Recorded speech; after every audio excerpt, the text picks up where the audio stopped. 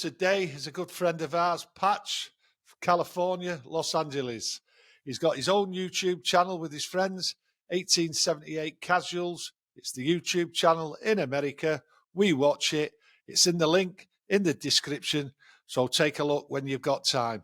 Now, Patch, what I'd like to do is get your views on United. But before I do that, I really want to get into the background of who you are, who your friends are, where you come from, where you watch the games and things like that. So, and plus, we've got the Tour of America coming on, so we'll get your opinion on that before we get into Erik Ten Hag and everything else what's been going on at Man United for the last 12 months. So, Patch, where are you from, lad? Well, I'm from California, a little town called San Ynez, which is kind of famous for the wine country is where it all is and stuff like that. But I've been living in Los Angeles for the last 12 years, doing the acting thing and the writing and that side of the business, which is a bit of a mess right now, but hopefully it gets sorted out soon. And the football group, what you with? I mean, do you watch the games in a bar, in a pub, in a restaurant? Do you all get together? And how many of you is there?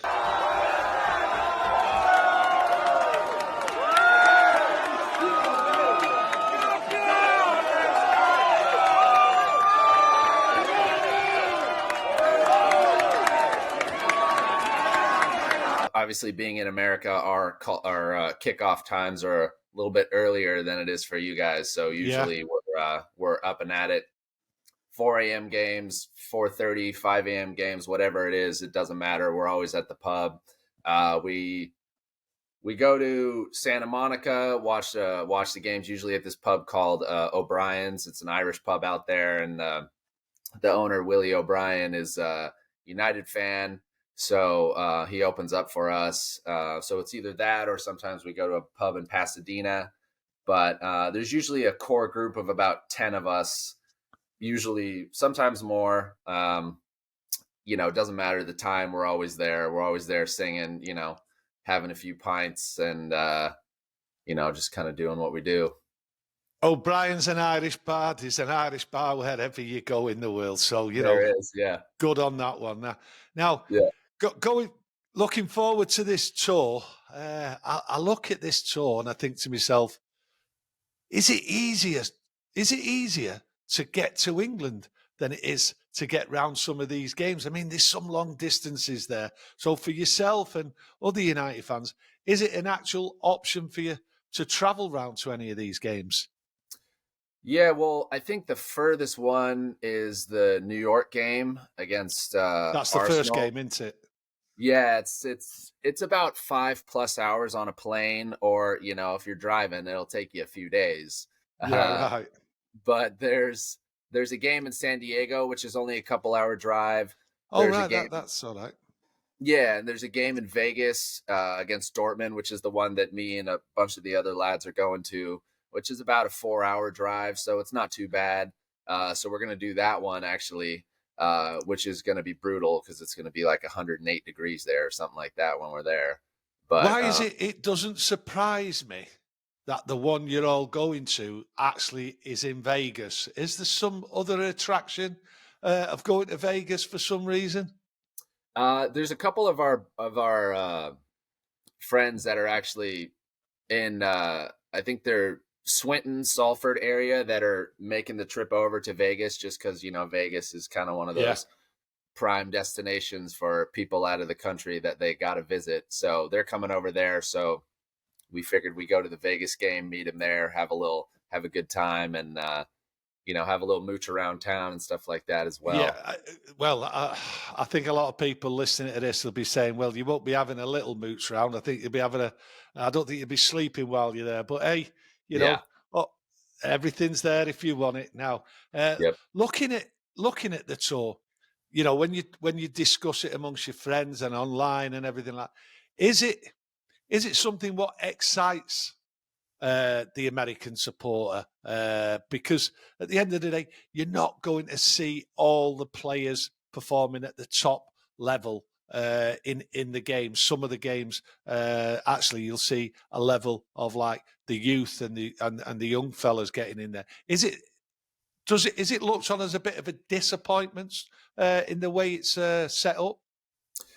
I mean, I think most of us would prefer to see, Casemiro and Rashford and Fernandez and all the, our starting 11 and stuff playing in the games. But, I just think, we're still, big fans of the youth and stuff like that. And seeing some of the youngsters that are hopefully hoping to break into the first team and stuff like that. So that's exciting. I mean, I think at the end of the day, we're still watching United play, albeit, like I said, not the starting 11, but it's still a good time. It's still, watching the boys play, which is, always exciting. So, but yeah, I mean, I think most of us would rather see, the starting 11 and stuff, but it's still going to be exciting. But yeah, I mean, you'd much rather see them at Old Trafford or on an away day in Europe or something like that. Yeah. Now looking at that tour, then I mean, football over here in England's expensive. And that. How do you see the cost of watching United over there on that tour? Is it an expensive ticket out there from your point of view? Well, 5 or 6 years ago, I think it was, we went to place called Carson, the StubHub Center, which is where the LA Galaxy play, and we watched United play AC Milan, and we were 5 or so rows behind the goal, and the ticket for that was like $50 or $60, and that was 5 or 6 years ago. Now, when we looked at tickets for this tour, of course, you want to sit behind the goal. I was looking at tickets for that; they were about $600, and so $600, dollars. Yeah, it was Jesus. It was mental. So I'll tell you what. Sorry, Pat. I mean, I'm shocked at that. I mean, people over there in England and that'll be absolutely shocked at like the price of friendlies. Yeah, and you're not going to see the full side. 600. I'm amazed at that. Yeah. I was planning on, I was like, cool, if I got to spend even $100 to sit behind the goal, it is what it is. $100, it's not too bad. And then I looked and I was like, 600, my God. And so most of us ended up getting kind of not nosebleed seats, but, pretty high up in the stands and stuff. And those were still about 75, 100. Yeah. And the only reason I'm going is because I got them for a little cheaper than, face value. Otherwise, I was going to mug it off and just kind of save it because we're coming over there in November to watch a couple games. So I was like, well, I'll just save that money for that trip. Yeah, well, that seems like the best thing to do, and it's save it, come and watch the full side, engage in everything what you've got in Manchester and all that. But like, I am shocked at them prices, but. Coming over to Manchester United, it's what every United fan should do once in a lifetime. So if the opportunity comes, save up for it. It's well worth it. Now going forward, Patch, I look at United. Ten Hag came in, absolutely chaos around Manchester United. He's come in. You've seen the situation with Ronaldo, how he's dealt with that. How have you and your friends seen the 12 months Erik Ten Hag, what he's done with the club? What's your feelings? How he's done? I mean, I thought he's been brilliant, and I thought that he has at least surpassed any expectations that I had because, like you said, it was absolute chaos, and we didn't kind of really know what to expect, and there were so many things kind of up in the air. But I think Ten Hag really came in and put his foot down and made his mark on the club, and he's ruthless with his decisions, as we saw in his handling of Ronaldo and his handling of Maguire and his handling of De Gea, even though those last two things were after the season was over. But you knew that he had that mentality. And I've kind of always said that Ten Hag is kind of the amalgamation of all the positive characteristics that the previous managers after Sir Alex have had. So, like I said, he's ruthless. He's got the tactical awareness. He's smart. He's a good man manager. He doesn't, slate any players off in the, post-match pressers or anything like that. So I think he's been great, and I think he's been brilliant for the club. I think he's been the type of manager that we've needed for a long time. And I really, really like Ten Hag, and you can just tell, in the way he speaks, he's very blunt, but he's not, for lack of better words, a dick about it. Yeah. And yeah, I just think he's been brilliant, and I'm really excited to see what happens in the next couple of years. My only fear, and this can be a later conversation, is all the madness happening with the takeover and stuff. Ten Hag just says, "We'll sod this," and he walks and he goes to a different club. That's probably my biggest fear. So he's been I think the best thing for the club to happen in a long time, and I just hope we don't screw it up somehow. You know what I mean? Well, I don't think we'll screw it up. He knows what he's doing, as I see it, and people over there, Erik Ten Hag, strong character. Yeah. There's no messing about with that. Now, you mentioned expectations. The expectations at the start of last season with Erik Ten Hag, did you really expect 2 cup finals, Champions League place, especially after the first 2 games against Brighton at home and Brentford away? I mean, they were devastating defeats. I mean, to get where we got, was you happy with that? Did you expect it? Well, I didn't expect the season to start off the way it did. I knew it was going to be rocky because we had a new manager coming in who was going to try to implement a certain style, and it was, different, obviously, from what Rangnick was doing. He had, some of these players had 3 different managers in the last, 2 seasons. So it was going to be an adjustment period. So I knew that was going to be, potentially an issue. But I think most of us over here were going to be happy with top 4. Top 4 is the goal. We need to get back in the Champions League. That's what we want. A couple of my friends called runners up in the FA Cup, which was surprising to me. But I mean, I think expectations were just, if we got into the Champions League, we were good. And then again, I think that goes back to, Ten Hag and his character and his management style and stuff like that. He got these boys playing a certain way. And sorry to interrupt, Patch, but yeah, his character in the way he talks for each game is, and it's the mentality thing. What I like, it's like he wants to win every game. And probably because of that mentality and the winning mentality is probably why we reached 2 cup finals and why we got to the top 3.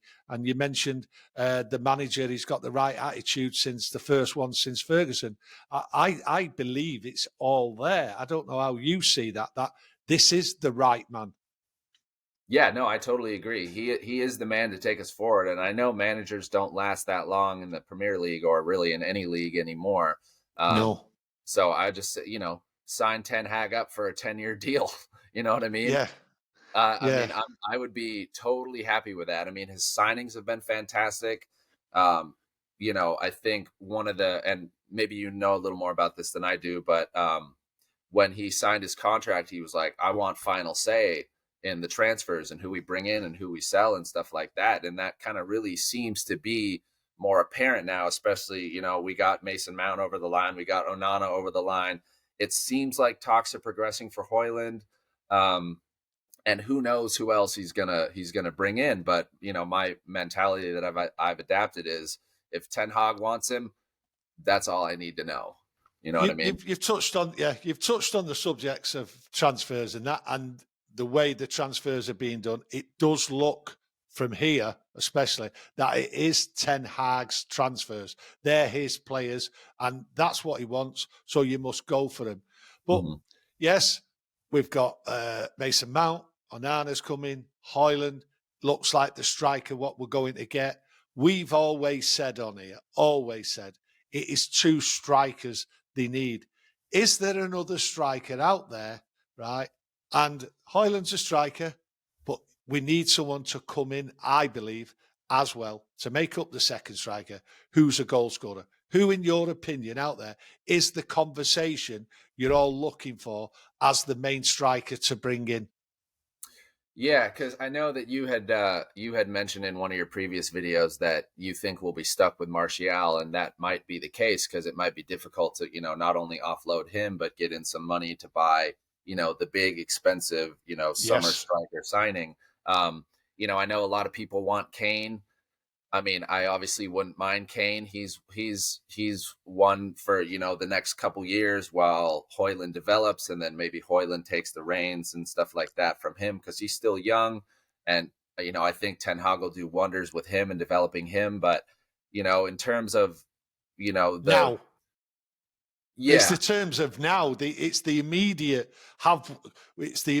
goal scorer. Where yeah, everyone can turn round. It's yeah, always two strikers, but we need to bring in the striker. And Kane, is there, but it all looks difficult for many, many reasons. Patch, yeah. money, and that seems to be the big problem. But he's not gone for Kane, though, has he? No, he hasn't, and I think he knows sort of the battle that will ensue if he were to do that. Obviously Bayern's in for them. Levy's reluctant to sell it to a Premier League rival. It's going to cost 100 million plus to get him away, and that's just money that, as far as I know, we just don't have until we sell other players. So perhaps more realistic. Hmm? Yeah, the money we don't have, you think we don't have. Everyone over here doesn't think we've got the money, Yeah. and it's a big, big problem. The targets out there, Kane would be great as the main striker, but is there anyone else? I mean, we've mentioned many a time Osimhen, but is there anyone else you think besides Kane?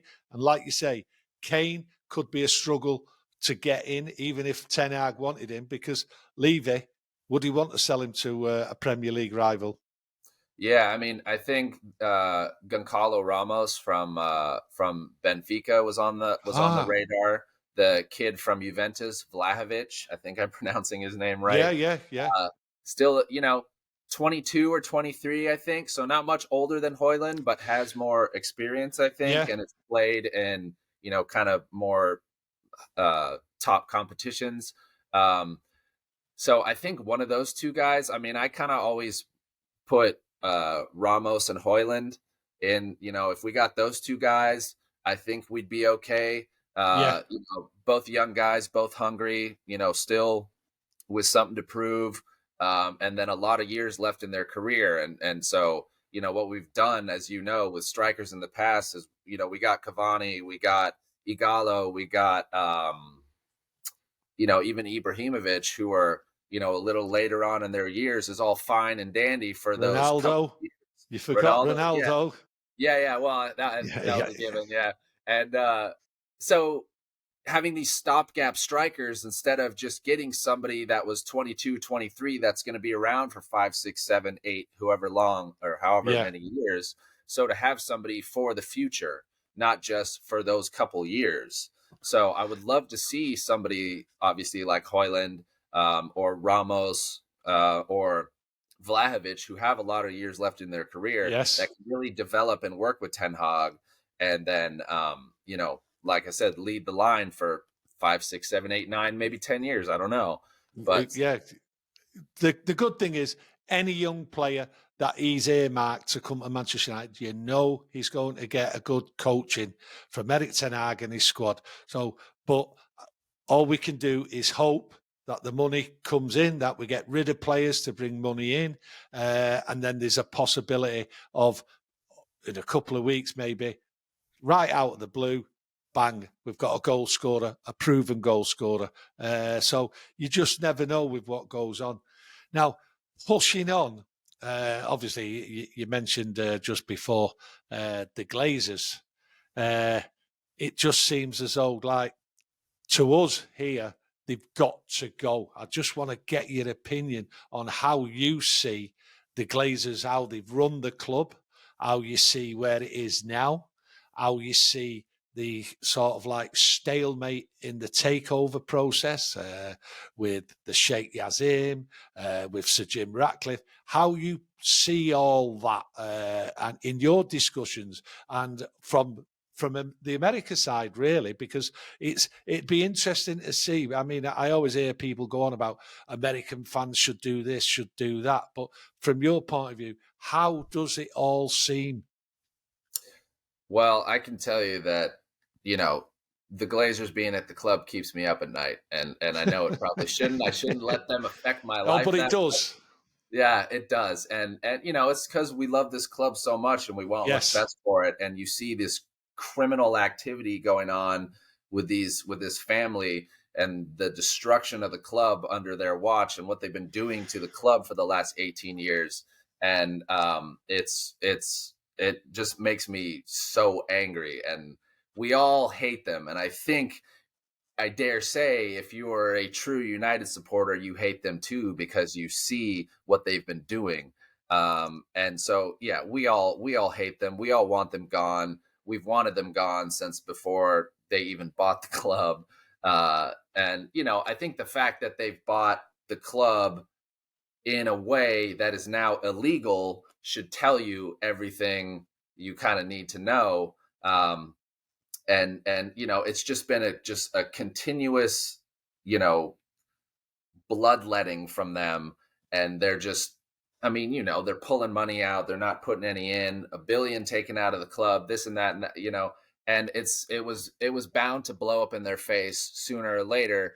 And so it kind of seemed like in November, when they announced that they were looking for strategic alternatives of investment, that they had kind of realized the damage they had done themselves. But yet they are still here, 8 months later with, I mean, I don't know. Are they even really going to sell? A couple of our friends over here think they're not going to sell, and they're just kind of like testing the waters, and they're kind of taking Jassim and Jim Ratcliffe for a ride just to see how long they can stick it out and stuff like that. And it's just awful. I hate them. I want them gone. We all wear the green and gold. We don't buy anything from the shops or anything like that, and haven't done for a long time. But they live in Florida. We're in California. We've talked about a little road trip, you know what I mean, to see what we can do over there. But, as you've said in many videos, they're not bothered by any of this. They're not bothered by the No. protests. They're not bothered by. So it's like, what really can you do? We feel helpless as supporters, where we just kind of have to sit back and hope for the best. But I don't really know. Yeah. See, the despair, what's coming from you. Listen, it's over here as well. And you say you sat back, you want to go and do something, but they don't care. And I've always said they don't care. I've always said there's nothing the fans can do. No one, to me, Patch, I don't know what it's like over there in your discussions, but no one's ever come up with a way to get rid of him, because the fact is you can't get rid of him. So touching on the protests, you see the protests, what go on over here. And, you've mentioned having a road trip, possibly to the Glazers, but the reality is it's a waste of time. Yeah. There's nothing you can do. They don't care.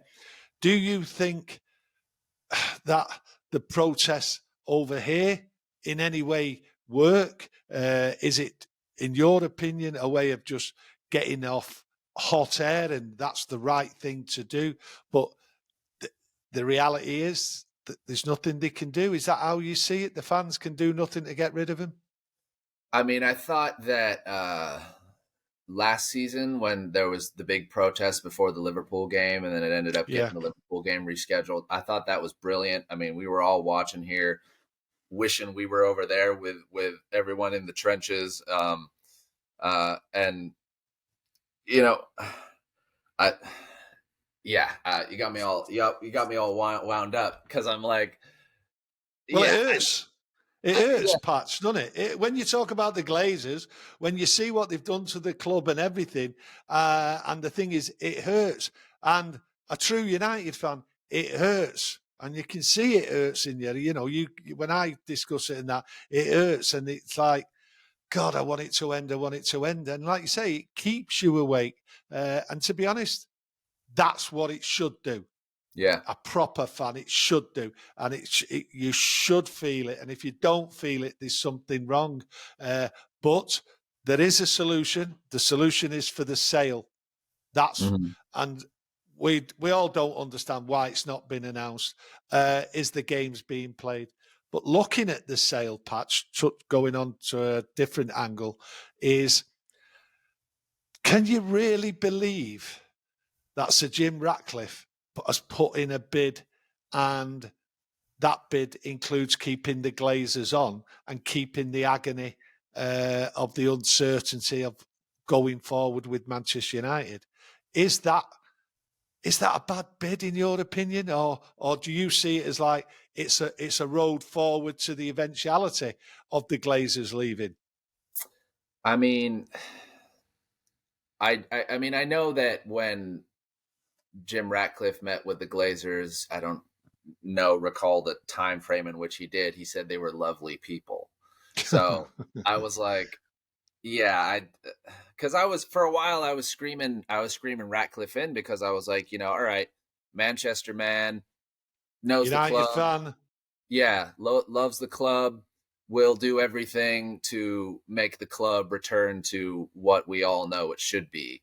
And then, I saw the supposed bid that he said he was going to keep the Glazers on for the next 2 or 3 years. And I was like, can't stomach that. I can't stomach having them around for just the fact that even if they're getting $1 from the club every year, I don't want them to get anything. I just want them gone.